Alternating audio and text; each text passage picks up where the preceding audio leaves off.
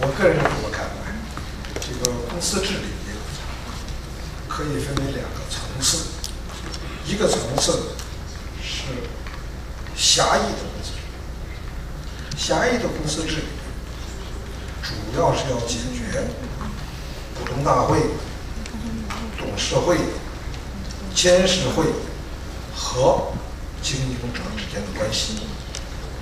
它的直接目标是股东的价值最大化。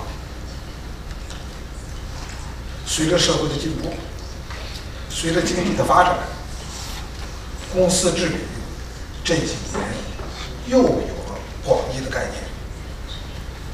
广义的公司治理应当是指企业的相关利益者的关系，要处理好和企业相关利益者的关系。企业的相关利益者首先是员工，还有债权人，还有供应商，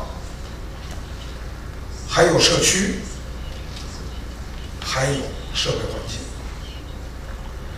广义的公司治理，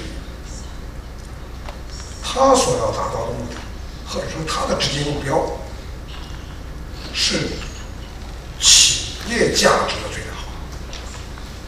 那么股东价值的最大化，作为狭义的公司治理的直接目标，和广义的公司治理的直接目标，企业价值的最大化，二者之间是有一定的矛盾的，是有一定的矛盾。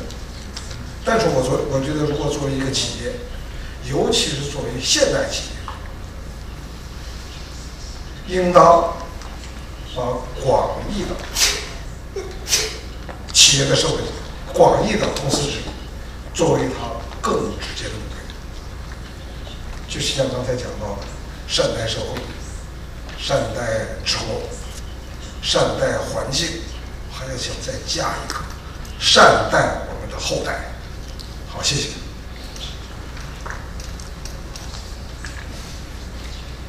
John, on the delisting of stock exchanges, do you have a perspective?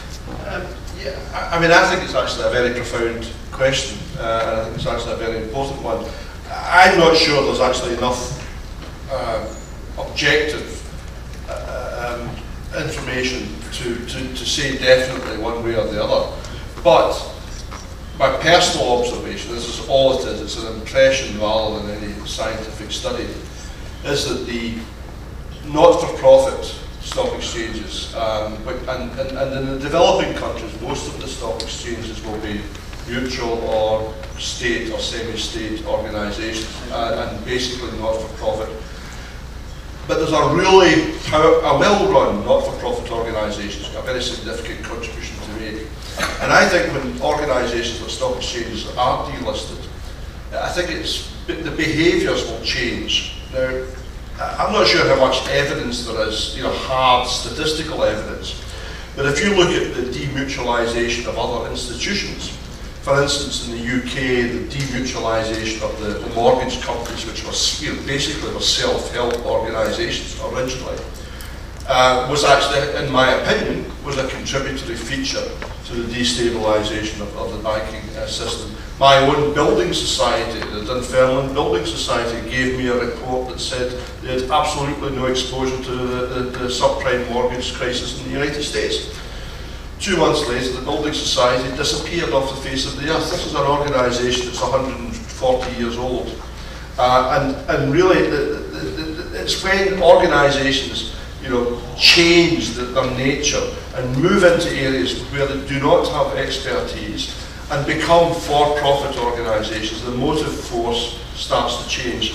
And I think it's noticeable that it's the developing countries who, and I'm not saying other countries don't have sustainability indexes, but I think most of the exciting and interesting work that's being done in this area is actually being done in the developing countries by the not-for-profit exchanges. But I may have got this wrong, and if there are colleagues from Luxembourg or anywhere else can argue against that, fine. But I think that's a really good question and a good debate to have. Okay, I've got to, Rani's going to make a quick comment. Then Jane, I think you want to speak on this issue. Okay, so the way we're going to work it is to Rani for a quick comment, to Jane, and then a very patient, responsible research lady just at the back there. Rani. I have a slightly different view on this. Our exchange has been demutualized and listed, and undoubtedly, when you list yourself, you will have the bottom line pressures setting in. However, what must be borne in mind is today exchanges are actually operating in very, very competitive environment. Therefore, in order for exchanges to remain attractive as both a destination for listing and investment, then you must have value proposition. And quality is actually a value proposition that is very strong for a lot of exchanges. And Bursa Malaysia, for example, our strong value proposition that we promote is quality. Right? So to have quality, then you have to have a very strong regulatory framework. So yes, there is the conflict between commercial and regulatory objectives, but in a way, stock exchanges, right, need to have strong regulatory framework. They need to have market integrity to be able to, in fact, attract listings and investment into the market. So I don't necessarily think that, or agree that, demutualization actually leads to an erosion of quality.